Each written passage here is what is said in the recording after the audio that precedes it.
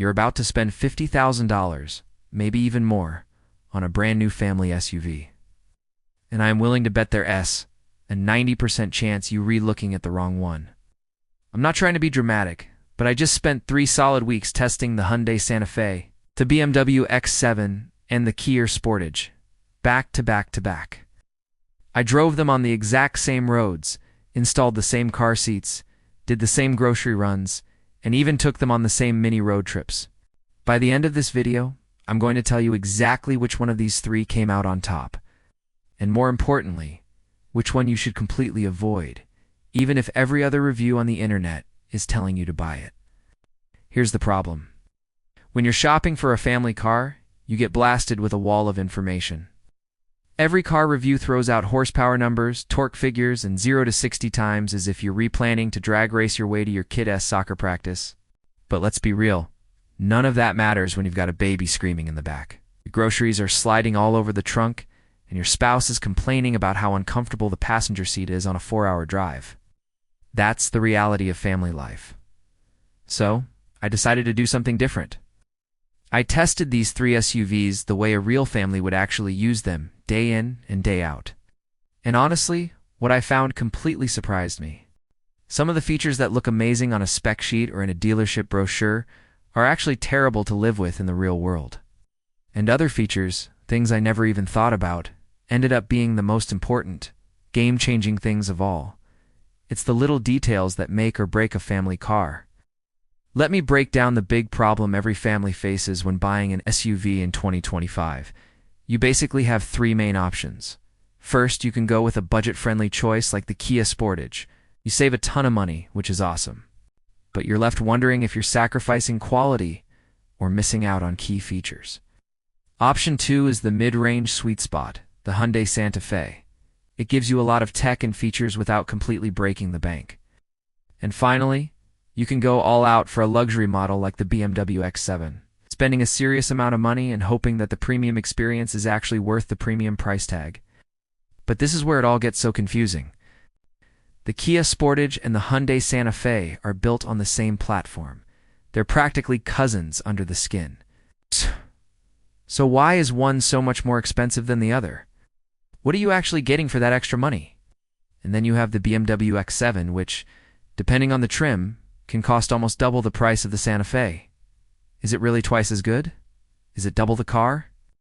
These are the questions that nobody seems to answer properly, well, until now. So let's start with the one everyone is talking about, the brand new, radically redesigned Hyundai Santa Fe. I'll be honest, when I first saw pictures of this thing, I wasn't sold. It's boxy, it's bold, and it looks like nothing else on the road. But living with it for a week changed my perspective. The first thing you notice is the space. This thing is a cavern on wheels. The boxy design isn't just for looks. It creates an incredibly practical and airy interior. Headroom is fantastic, even for tall passengers in the back. The trunk, or what Hyundai calls the terrace, is massive. With the 3rd row folded down, you can fit strollers, luggage, and a week's worth of groceries with room to spare. One of the cleverest features is the dual wireless charging pad up front. In our family, my wife and I are always fighting over the single charger in our current car. With the Santa Fe, both of our phones can charge side by side. It's a small thing, but it eliminates a daily annoyance. Another brilliant touch is the UVC sterilization compartment in the glove box.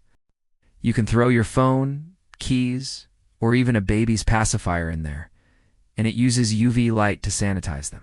It's apparent, that's just genius. But it's not all perfect.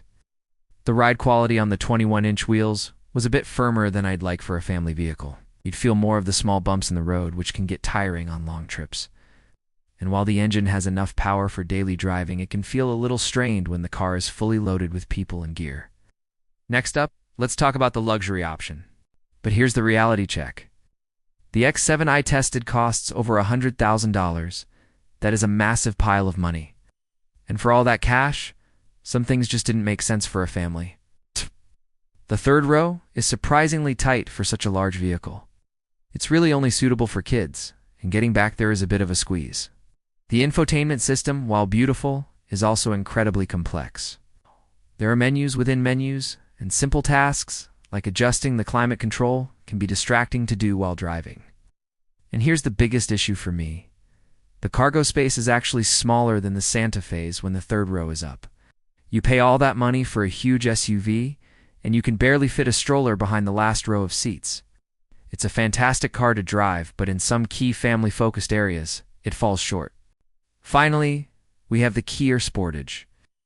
This is the budget option of the group, but calling it budget feels like an insult.